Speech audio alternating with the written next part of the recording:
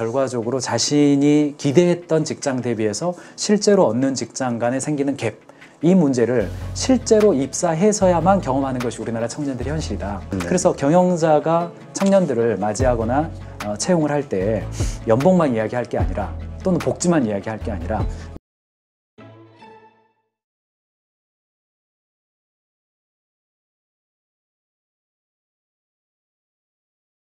네, 오늘 모신 분은 가인지 컨설팅의 김경민 대표님이십니다. 안녕하세요. 네, 반갑습니다. 자, 요즘 대한민국 경제 관련해가지고 여러 가지 안 좋은 시그널들이 나오고 있다. 많은 전문가들이 이야기를 하고 있는데요.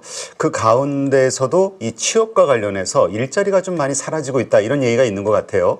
어떻습니까? 지금 취업 환경. 맞습니다. 최근 3년 동안에 계속해서 청년들의 취업 환경은 어려워졌는데 최근에 정치적인 불확정성, 무역 분쟁 이런 것 때문에 최근 3년 동안에 올해 채용 계획을 확정했다라고 대답한 기업들이 역대급으로 가장 낮습니다. 지금 전체적으로 10곳 중에서 6곳 정도만 채용 계획을 수립했다 이렇게 이야기를 하고 있고요. 청년들도 올해 취업 전망이 어떻습니까? 이렇게 물어보면 전체 10명 중에서 6명 정도가 더 어려울 것이다 이렇게 전망을 하죠. 그리고 기업들 입장에서도 청년들을 채용한다기보다는 경력직을 선호하는 경우에 훨씬 더 늘어났습니다. 그러니까 4년에서 7년 정도, 기업 입장에서는 한 대리급에서 한 차장급 정도 바로 써먹을 수 있는 사람들을 선호하기 때문에 사실 청년들뿐 아니라 전 세대에 있어서 취업에 대한 어려움이 역대급으로 어려워진 상황이다. 그래서 요즘 웃지 못할 이야기가 나옵니다. 퇴사하는 청년, 다시 일하는 부모들. 반대로 오히려 50, 60 세대들은 은퇴하지 못하고 계속 일해야 되는 상황이 발생하고 있는 거죠. 근데 그 50, 60 세대들 관련해서도 이제 기업들에서 어떤 고임금이라든가 여러 가지 이유로 해고 혹은 정리 이런 것들을 많이 계획을 하고 있어서 막상 그만두게 되면 더 이상 할 게 없는 이 고령자층의 이 문제도 상당히 심각하다는 얘기를 들은 것 같아요. 맞습니다. 우리나라가 채용 시장에 있어서 과거에는요. 청년대의 채용의 문이 활짝 열리고 그 다음에 쭉 흘러가다가 50대 중후반 정도 되면 은퇴하는 흐름이 있었는데 지금은 이제 연령대에 있어서 경력직 채용이 선호되고 특별히 방금 말씀하신 것처럼 이제 대기업에서 주된 직장에서의 퇴사하는 것은요 한 50대 중반 정도는 퇴사를 합니다. 그런데 주된 직장 퇴직과 실질 은퇴 간에 무려 10년 이상의 차이가 납니다. 현실적으로 70대 초반이 되어서야 비로소 전체적으로 은퇴하게 되는 성향이 보이는데 그러니까 50대까지 주된 직장에서 연봉을 좀 많이 받다가 50대 이후에 2차, 3차, 4차 직장 통상 한 3번 정도 이직을 하게 되거든요. 그러는 과정에 있어서 월급이 현저하게 어려워지고 또는 좋은 양질의 직장으로 이직하지 못하는 현상도 나타나고 있습니다. 그러니까 현재의 취업 시장의 어려움은 청년들은 기회를 갖지 못하는 데에 대한 어려움 또는 시니어 세대는 자신이 평생 동안 거쳐서 획득한 지적인 자산들 또는 자신의 경력을 이후 직장에서 살리지 못하는 어려움 양쪽에서 다 나타나고 있다 이렇게 볼 수 있습니다. 네, 제가 예전에 그 일본의 이야기를 좀 하면서 일본이 좀 뭔가 변화되고 있다. 그러니까 청년들이 뭔가 고정직을 얻으려고 하기보다는 아르바이트를 통해서 그냥 뭐 돈 모아서 그 다음에 또 뭐 욜로족이라고 합니까? 돈 모아서 그 다음에 쉬고 뭐 여행 가고 이러한 문화가 자꾸 일어나고 있다라는 얘기를 한 것 같은데 한국도 좀 비슷해져 가고 있다는 얘기가 있어요. 뭐 정확하게 한 10에서 13년 정도 일본이 인구 통계학적으로는 우리보다 먼저 갔는데 뭐 은둔형 고립, 뭐 청년 은둔 세대 뭐 이런 이야기 우리가 들은 지가 엊그제 같은데 네. 이제 우리의 현실이 됐습니다. 왜냐하면 그래도 우리나라는요 이른바 사무실 안에서 MZ 세대니 꼰대 세대니 하면서 지지고 볶고 합니다. 어쨌든 사무실 안에서 20, 30, 40, 50, 60이 다 함께 모여 있습니다. 지금 이 스튜디오가 여의도인데 여의도의 금융 사무실을 가보면 내가 신입사원으로 입사해서 은행업계에 취업을 했는데 바로 윗선배가 40대예요. 내가 40대까지 아직도 막내예요. 뭐 이런 상황이 있지만 어쨌든 한 사무실에서 지지고 볶고 있거든요. 근데 일본은 약간 이것을 분리했습니다. 아, 그래요? 일본과 한국의 큰 차이점 중에 하나가 일본을 가보면 직장이 약간 40, 50 중심의 직장과 50, 60 중심의 직장 그리고 20, 30 세대 중심의 직장이 지역적으로나 기업적으로나 많이 분리되어 있습니다. 그렇기 때문에 일본은 약간 이런 것이 어느 정도 파도가 지나가 버린 게 아닌가? 세대가 통합하고 갈등하면서 좀 역동을 만들어낼 수 있는 동력이 많이 사라진 게 아닌가라는 분석을 좀 하고, 반면에 우리나라는 지금 아주 갈등 속에 있는데 그래도 우리는 지지고 볶고하고 있기 때문에 세대 간의 갈등에서 나타나는 역동을 잘 살려낸다면 다시 한번 우리 혁신할 수 있는 기회가 있다. 뭐 이런 이야기들도 좀 합니다. 네. 근데 어떻습니까? 구직 활동을 아예 안 하는 청년층이 상당히 크다고 하는데 어느 정도나 되는 거죠?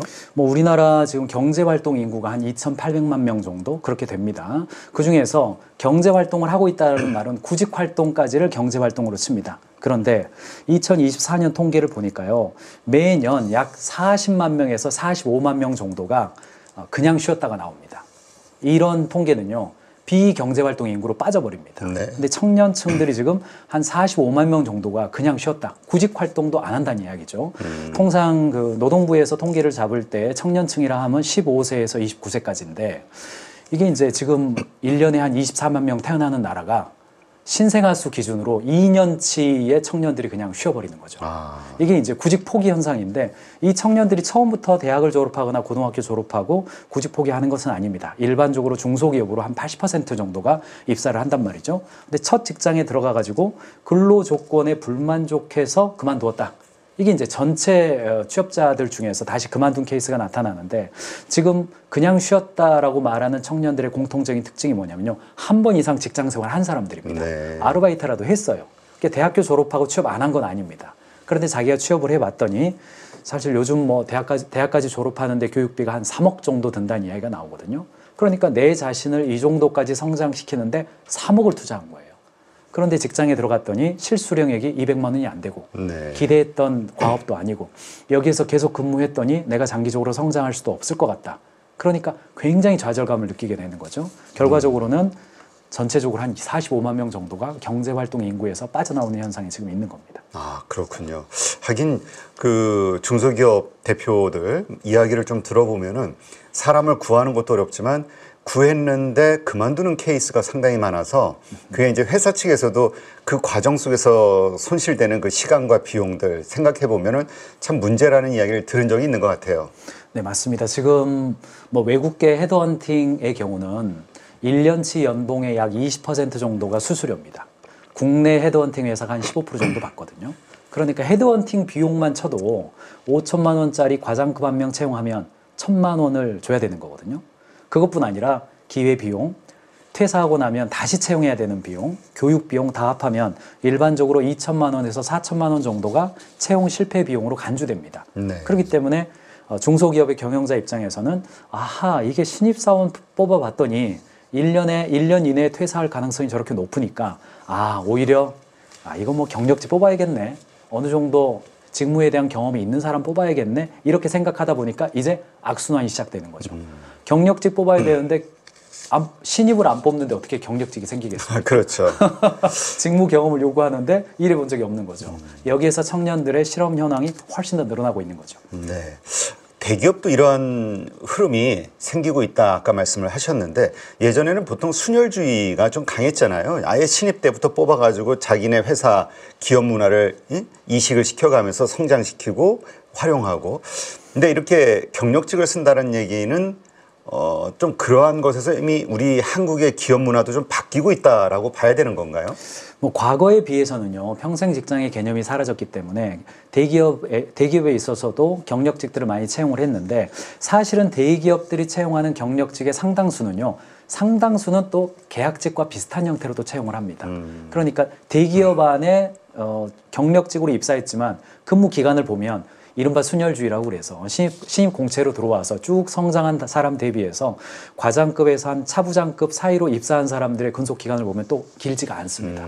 그렇기 때문에 현재는 뭐 중소기업으로 입사했다가 징검다리를 뛰어서 대기업으로 들어가는 루트도 케이스는 더 늘어나긴 했습니다만 쉽지 않습니다. 그렇군요. 네. 막상 됐다 해도 결국에는 거기에서 제대로 능력 발휘를 하기는 좀 어려울 수도 있겠네요. 뭐 가능성이 과거보다는 늘어났지만은 상당히 제한적이다, 이렇게 볼 수밖에 없습니다. 그렇다면 이제 그러니까 청년들 입장에서는 도대체 어떻게 경력을 쌓아야 될 것이냐. 한국처럼 그렇게 스펙 쌓기 열풍인 나라도 없다고 하는데, 뭐 학생 때부터 뭐 여러 가지 봉사활동, 뭐 해외 여행, 다양한 그 어떤 액티비티를 통해서 자신의 어떤 그 이력을 뭔가 스펙을 쌓는 게 아주 강하잖아요. 욕구들이. 이러한 것들이 결국 연결이 될 것 같긴 한데요. 뭐 사실은 이 취업 문제를 해결하면 노벨 취업상이라도 줘야 될 것 같은데 사실 미스매치 문제가 있고요. 저는 뭐 지금 중소기업 경영자들을 많이 만나고 있는 사람으로서 중소기업에서 채용 광고를 내거나 저희도 컨설턴트들을 채용하는데 과거에는 참 기대하기 어려웠던 스펙을 가진 경력직들이 저희 회사 같은 곳에 입사 지원서가 들어오거든요. 네. 그걸 바라보면 한편으로는 사실은 우리가 뭐 어렸을 때부터 의대 쏠림 현상 이야기도 하고 학력 중심주의 이야기도 합니다만 어렸을 때부터는 특정한 어떤 직군에 특정한 우리나라 대기업의 몇 군데 거기를 다 들어갈 줄로 기대하고 열심히 대학 졸업할 때까지 살아오거든요. 그런 다음에 우리나라 대학생들 취업할 때까지 평균적으로 이력서를 한 12개 정도 냅니다. 네. 이건 결코 많은 건 아닌 게 미국 대학생들은 평균적으로 한 40개 정도 냅니다. 그렇기 때문에 그 한 12개 내면서 탈락을 거듭하면서 자기 자신에 대한 존중감, 자기 자신에 대한 자신감 이런 것들이 많이 떨어지는 게 현실입니다. 그렇기 때문에 뭐가 바람직하냐 그러면 일찍부터 조기에 자신의 적성을 발견하고 그 발견한 적성에 맞게끔 아르바이트의 일관성 또 직장 생활의 일관성을 가지고 준비를 해라 이야기는 합니다만 현실적으로 들어가다 보면 이게 결과적으로 자신이 기대했던 직장 대비해서 실제로 얻는 직장 간에 생기는 갭 이 문제를 실제로 입사해서야만 경험하는 것이 우리나라 청년들의 현실이다. 이렇게 좀 안타깝게 좀 볼 수가 있겠습니다. 네. 전에 영국에 잠깐 있을 때 보니까 거기는 갭이어라는 게 있어가지고 대학교 그러니까 전공을 정하기 전에 한 1년간 자기가 원하는 무엇인가 다른 인생을 살아보고 그것을 바탕으로 어떻게 살지 생각해 본 다음에 뭔가 전공을 정하는 뭐 그런 문화가 있는 것 같더라고요. 네, 뭐 부러운 지점입니다. 근데 이제 영국이나 미국이나 심지어는 일본만 해도 이제 자본주의 한 3세대가 지나갔잖아요. 그렇죠. 그래서 지금의 청년들을 바라볼 때 자신들의 할아버지 세대가 이른바 블루 컬러 직업이 있다 하더라도 사회적으로 명망도 있고 또 급여라든가 이런 것들이 굉장히 괜찮은 모습을 바라봤다면 대학을 다닐 때나 중고등학교를 다닐 때 나는 지금 배관 수리공을 해야겠다. 나는 잔디 깎기 공부를 해야겠다. 이런 방향성을 갖는다면 우리 사회도 취업에 있어서 굉장히 다양한 것이 인정받는 사회가 될 것 같습니다. 네. 그런데 우리나라는 지금 흐름은 분명히 있습니다만 청년들이 바라볼 때 할아버지를 볼 때 정말 좀 멋져 보이는 할아버지가 배관 수리공일까? 아직까지는 아니란 말이죠. 그런 것들이 어느 정도 좀 시간이 지나야 현실적으로 청년들한테 네 적성 살려가지고 다 뭐 어디 삼성만 가려고 하지 말고 네 적성 살려서 가라는 말이 현실성 있게 들리려면 아직은 좀 자본주의가 한 3세대까지는 좀 이어져야 되지 않겠는가 이런 생각이 듭니다. 네. 어쨌건 청년들 입장에서는 말씀하신 대로 무슨 대기업 중심 아니면 어떤 그 많은 사람들이 선호할 만한 직업군 이런 쪽에 대한 선호도만 가지고 몰리는 경향이 있다 보니까 중소기업 같은 데는 뭐 아주 진짜 뭐라 그럴까요? 인기가 너무 없는 것 같아요. 그런데 이런 곳을 가지도 않으면서 또 경력을 쌓을 수는 없는 거고 참 여러 가지로 어떻게 그 자신의 그 어떤 직장과 관련된 잡과 관련해서 어떻게 플랜을 세우고 해야 됩니까? 청년들은? 제가 이제 대기업에서 인사팀장으로 근무할 때 면접을 볼 때 지금도 기억나는 인상 깊은 친구가 있습니다. 제가 백화점 채용이었는데 이 친구가 대학교 다닐 때 2학년, 3학년, 4학년 겨울방학 때마다 저희가 운영하는 백화점 1층에서 아르바이트를 했더라고요. 근데 주로 뭘 맡았냐면 양말을 맡았어요. 그래서 방학 때만 되면 층장이 전화를 해서 양말 아르바이트 하러 와라. 이렇게 요청을 받기까지 했더라고요. 근데 면접 보러 와가지고 졸업한 다음에 우리 회사에 대해서 관심이 어떻습니까? 물어보니까 자기가 겨울 방학 때마다 양말 아르바이트를 하는데 양말을 판매하는데 폴리백을 씌웠을 때와 벗겼을 때 그리고 매대를 오른쪽에 놨을 때와 왼쪽에 놨을 때의 판매를 분석해가지고 그거를 층장님한테 보고하면서 다음날 내가 어디에다 놓을지 자리를 봤다. 그리고 매출도 많이 영향을 미쳤다. 덕분에 뭐 회식도 했다. 이런 이야기를 하는 거죠. 그런 친구를 보면 무조건 채용하고 싶죠. 그러니까 참 바람직한 청년 중에 한 명인데 내가 정말 가고 싶은 방향이 있으면 그 방향에 맞게끔 전공도 선택하고 방학 때 관련된 아르바이트도 어쨌든 그 직무와 연관성 있는 아르바이트를 1년, 2년, 3년 반복하면 그 진정성을 느끼죠. 네. 그렇게 해서 관련된 기술이나 직종을 선택한다면 뭐 어느 기업을 지원하든지 간에 그거는 굉장히 그 바람직하게 평가받을 수 있다고 여겨집니다. 네.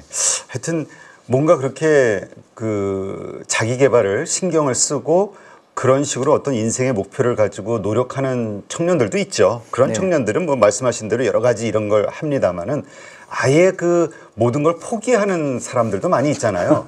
거기에는 뭐 여러 가지 우리 구조적인 사회 문제도 있는 것 같고 뭐 가장 큰 이유가 중소기업과 대기업 간의 너무 심한 임금 격차 뭐 이런 것도 하나의 불공정한 하나의 사례가 될 것 같기도 하고요. 그렇습니다. 우리나라가 사실상 우리나라 전체 기업의 99%가 중소기업입니다. 대기업은 사실 별로 없고 직장 일자리를 만들어주고 있는 영역도 전체 일자리의 81%가 중소기업입니다. 문제는 뭐냐면 이 연봉의 문제가 큽니다. 우리나라의 경우에 2022년 연말 기준으로 해서요. 전체 근로자 대비해서 대기업 대비 중소기업의 연봉이요. 50% 수준밖에 안 됩니다. 사실 이거는 지난 20년 동안 계속 그 격차는 넓어져 왔습니다. 코로나 상황이 지나면서 대기업들은 빠르게 인재를 확보하기 위해서 연봉을 올린 반면에 코로나 상황에서 중소기업은 연봉을 올리는 효과도 많이 어려워졌습니다. 그러다 보니까 이 격차는 더 커졌는데 나이대별로 보면요 더 심각합니다. 20대에 있어서는요 중소기업 대비 대기업의 연봉이 1.6배입니다. 네. 30대로 가면 1.9배가 되고요. 40대가 되면 2.2배. 50대가 되면 최대입니다. 2.4배. 그러니까 중소기업은 316만 원이고 대기업은 768만 원입니다. 50대의 대기업에 있으면 대부분 뭐 임원이나 부장급 이상이 되니까 어느 정도 이해는 됩니다만 2배가 넘는 거죠. 2.5배 가까이 일어나는 문제가 되다 보니까 이게 중소기업에 들어가서 이렇게 징검다리 삼아서 발전을 해 가야 된다라고 뭐 조언은 할 수 있겠지만 청년들 입장에서 들었을 때 그게 정말 희망차게 들릴까? 이런 것들도 사실은 고려는 해봐야 됩니다. 네. 청년들 사이에서는 그런 얘기를 많이 하더라고요. 들어보니까 첫 직장이 인생을 결정짓는다. 그래서 네. 처음에 정말 좋은 직장을 들어가야지만 그 레벨에서의 어떤 이직이 됐든 뭐가 됐든 이렇게 되지 말씀하신 대로 징검다리는 정말 이건 꿈에 불과하다라는 생각하시는 분들이 많은 것 같아요. 네, 그렇습니다. 뭐 일반적으로 대중적으로 이야기할 때는 여러분 너무 놀지 말고 작은 데에 가서라도 좀 경험을 쌓으면서 이렇게 좀 올라가세요 하지만 집에 가서 자신의 자녀들에게는 그렇게 말할까? 뭐 이런 생각은 가끔 듭니다. 저도 애를 키우는 입장에서요. 최선을 다해서 첫 직장이 일하는 방식도 배울 수 있고 또 같이 일하는 사람들의 수준도 조금 파악해 볼 수가 있고 자기 자신이 어느 정도 일해야 이 물에서 내가 좀 어깨가 빠지지 않게 좀 일할 수 있을런지 그런 부분들을 고려해 볼 때에 지금 청년들이 취업을 하지 않고 차라리 더 공부하겠다라고 하는 측면이 공감되는 면이 없지는 않습니다. 네. 하여튼 여러 가지 이게 결국은 그 단지 기업 일자리 수를 늘리는 게 문제가 아니라 이 한국 사회의 여러 가지 그 부조리한 그 모순들이 해결이 돼야지만 청년들이 미래에 대한 어떤 도전 의식, 그 다음에 뭐 자기 개발에 대한 의식 이런 것들이 좀 달라질 것 같다는 생각이 들기는 해요. 그렇습니다. 저는 뭐 경영 컨설팅 회사를 운영하는 사람으로서 경영자들을 많이 만나는데 뭐 중소기업 사장님들 뭐 레토릭처럼 이런 이야기 하거든요. 우리가 월급을 대기업만큼 줄 수 없잖아요. 이런 이야기를 하거든요. 근데 이제 제가 이야기 나누고 싶고 또 현장을 가서 경영자분들과 하는 이야기는 뭐냐면 그거를 왜 고정값으로 이야기하십니까? 경우에 따라서 어떤 직무에 대해서만큼은 대기업보다 연봉을 더 줄 수 있는 중소기업이 많이 생겨야 됩니다. 그리고 사실 뭐 대한민국 사람들 청년들 60만 명을 놓고 내가 1등 급여를 못 주지만 이 직종에 이 카테고리에서 이런 일을 하는 사람들 중에서는 어느 정도는 경쟁력 있는 연봉을 줄 수 있는 사람들은 나올 수가 있습니다. 그렇기 때문에 카테고리를 좀 세분화해서 이쪽에 관심 있는 청년이라면 우리 회사에 들어오면 연봉도 어느 정도는 받을 수 있고 성과급을 주면 어떤 경우에는 대기업보다 더 받을 수도 있고 경우에 따라서 사실 직장 생활을 한다는 게 청년 때는 지금의 몸값보다는 평생 몸값을 고려하면 내가 지금 집에서 1년 동안 그냥 공부하는 것보다 출근해서 일하면서 나의 인적 자산, 경험 자산 이런 걸 쌓는 것이 오히려 연봉으로 환산해 보면 더 중요한 일이 될 수도 있거든요. 그래서 경영자가 청년들을 맞이하거나 채용을 할 때 연봉만 이야기할 게 아니라 또는 복지만 이야기할 게 아니라 이 과업을 수행하는 것 자체에 대한 경험 자산을 얼마나 쌓을 수 있느냐 그걸로 좀 어필을 하세요. 경영자 관점에서 제가 그렇게 조언을 하는데 청년분들에게 또 이런 이야기 하면 약간 미안한 느낌이 듭니다. 근데 어쨌든 이게 진실이기 때문에 그런 지점도 청년분들이 조금 내가 지금 연봉이 어떠한가 보다는 평생 연봉을 고려해서 이 직장에서 내가 그냥 소모성 일을 하는가 아니면은 경험 자산을 쌓으면서 일할 수 있는 곳인가 가능하면 그쪽을 선택해서 뭐 연봉 플러스 그 미래의 가치 포함해서 아 나는 이게 보상이야 생각할 수만 있다면 그렇게 마인드 컨트롤 할 수만 있다면 중소기업도 실력 있는 곳이라면 좀 추천해 볼 수 있겠습니다. 네, 알겠습니다. 청년들 입장이라면 지금 대표님 말씀대로 여러 가지 관점에서 봐야 될 것 같은데 어쨌건 제일 중요한 건 그런 의지, 의욕이 있어야지만 그 다음 단계가 진행이 되는 거니까 그런 결국 아예 의지나 그 의욕이 없는 친구들한테는 먹히지 않는 얘기일 것 같아요. 참 어렵습니다. 지금 최근에 중소기업 중앙회에서 조사를 했는데 취준생들 대상으로 해서요. 그 어느 기업에 들어가고 싶어요? 물었더니 복수응답입니다. 공기업이 55%고요. 대기업이 51%, 중견기업이 41%, 중소기업이 33%였습니다. 그런데 똑같은 질문을요. 실제로 그러면 어디에 들어갈 것 같으세요? 라고 물어봤습니다. 그랬더니 무려 70%가 중소기업 들어가게 될 것 같아요. 이렇게 대답했거든요. 그러니까 사실상 청년들도 압니다. 자기 선배들이 어디 입사했는지 대략 알기 때문에.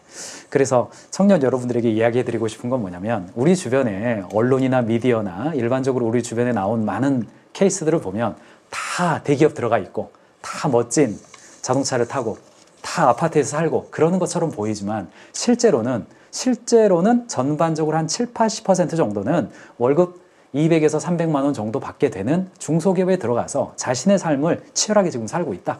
말하지 않고 있을 뿐이다. 그러니까 내가 조금 중소기업에 들어가게 된다 하더라도 내가 뒤처졌다는 생각은 들 필요 없다. 네. 대부분 또 그런 삶을 살고 있는 것이 우리의 현실이다 정도는 알고 시작하면 좋겠습니다. 네, 알겠습니다.